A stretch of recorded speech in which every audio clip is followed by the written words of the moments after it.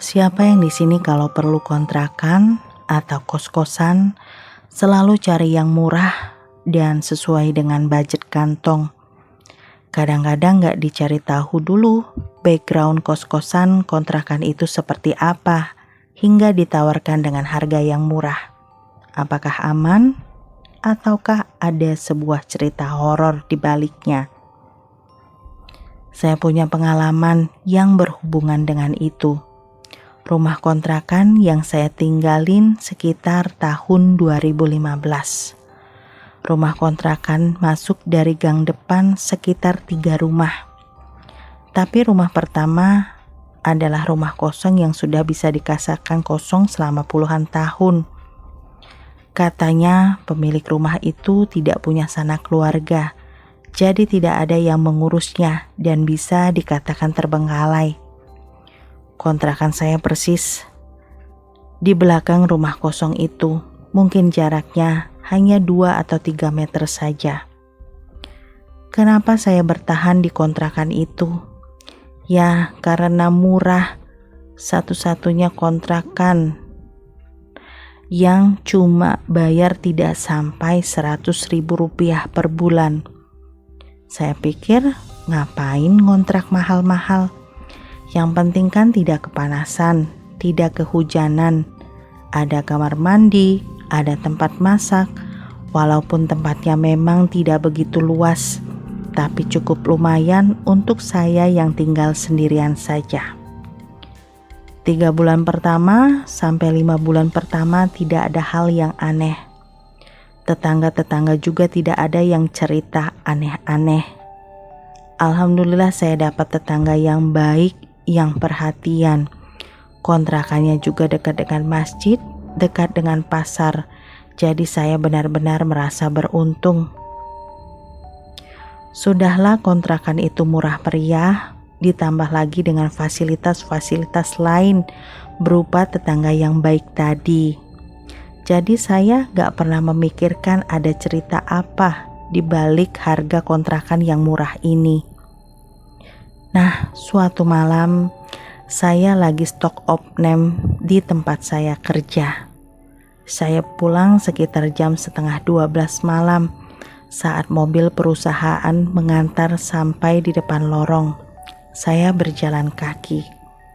Dari depan lorong menuju kontrakan mungkin sekitar 15 meter lebih atau kurang sedikit.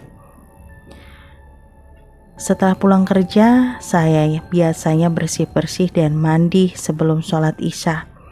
Karena tadi tidak sempat sholat isya di tempat saya kerja. Saya masuk ke kamar mandi. Kamar mandinya ukurannya sekitar 2 kali 2,5 meter. Di kamar mandi ada kaca bening, kalau saya sebutnya kaca kristal, berjajar 5. Saya melihat ada pergerakan di belakang kaca itu. Biasanya cuma terlihat gelap saja. Di belakang kaca seperti ada sesuatu yang bergerak. Padahal di belakang kamar mandi itu cuma got dan dinding rumah tetangga. Tidak ada orang yang bisa lalu lalang di sana. Karena kanan dan kiri got ditutup dan jalannya juga benar-benar sempit. Ada pergerakan-pergerakan di belakang kaca kristal. Saya pikir itu sesuatu mungkin cicak atau sesuatu yang terpantul, tapi rasanya tidak sebesar dan seputih itu. Saat saya sedang bersih-bersih, saya mau ambil air wudhu, tiba-tiba saja ada suara kresek-kresek dari lubang celah angin.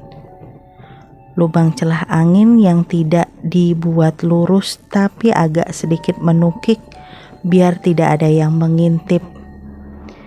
Walaupun memang ya siapa yang mau mengintip karena celah-celah tadi kan sudah ditutup.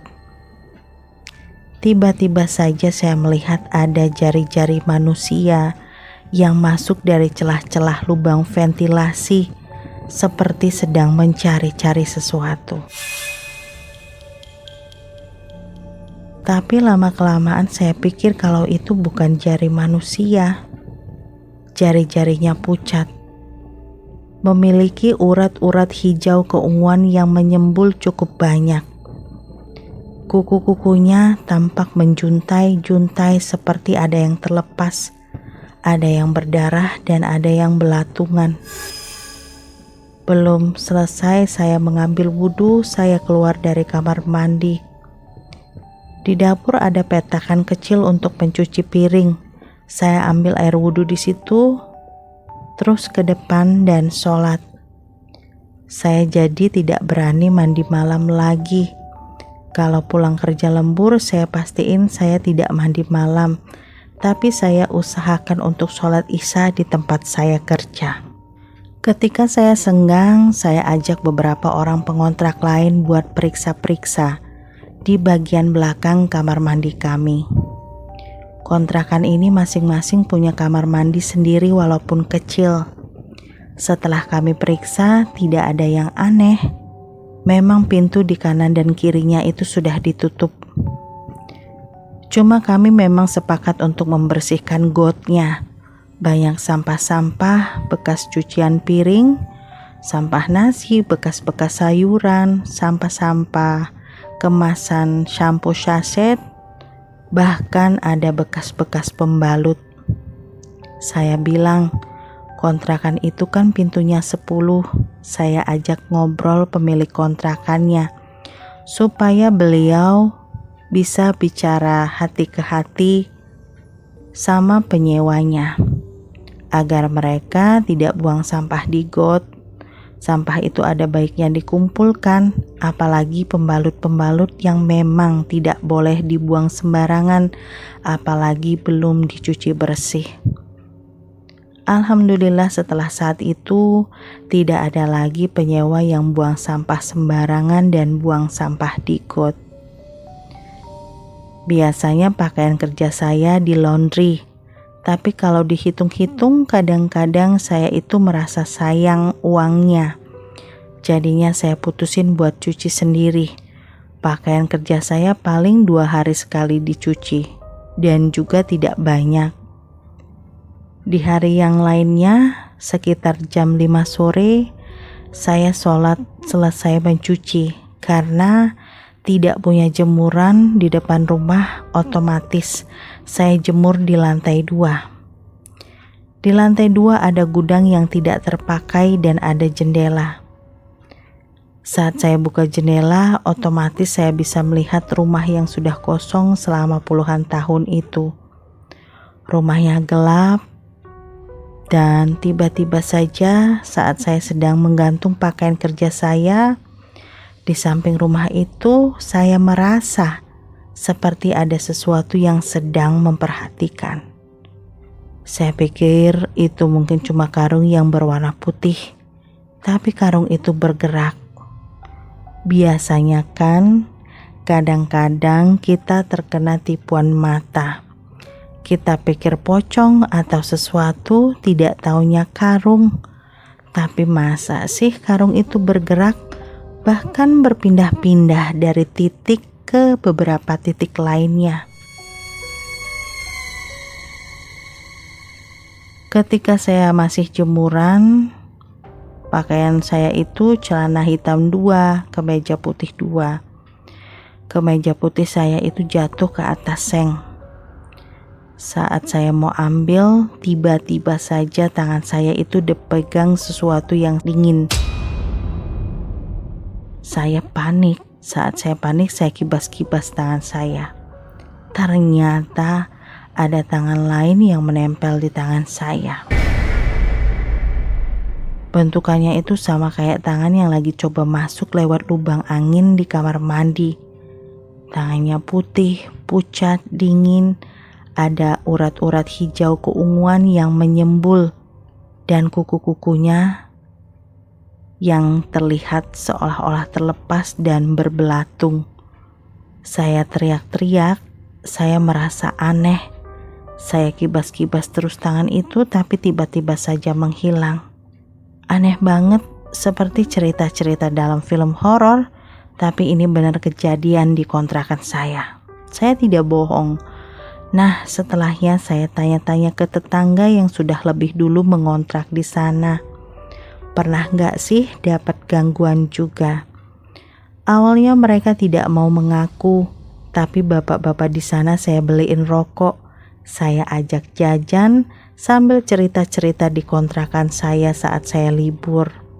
Ternyata mereka tahu sesuatu, tapi tidak mau cerita sama saya. Katanya dulu pemilik rumah itu meninggal dunia. Sempat tidak ada yang tahu karena memang beliau itu hidupnya sebatang kara. Meninggal dunianya sudah hampir 2 hari, jadi sudah mulai busuk ya, mohon maaf. Dan itu pun karena ada tetangga yang kebauan, makanya baru diperiksa. Secuek dan sedingin itu orang-orang, sampai ada tetangga yang meninggal dunia tidak ada yang tahu. Tapi katanya itu terjadi sebelum ada kontrakan ini. Dan kontrakan ini baru dibangun sekitar 11 tahun dan rumah itu kosong sudah hampir lebih dari itu. Semoga saja dari cerita ini kita menjadi bagian dari orang-orang yang masih peduli, orang-orang yang asik dengan tetangga, orang-orang yang hangat hatinya, tidak sombong dan tidak cuek.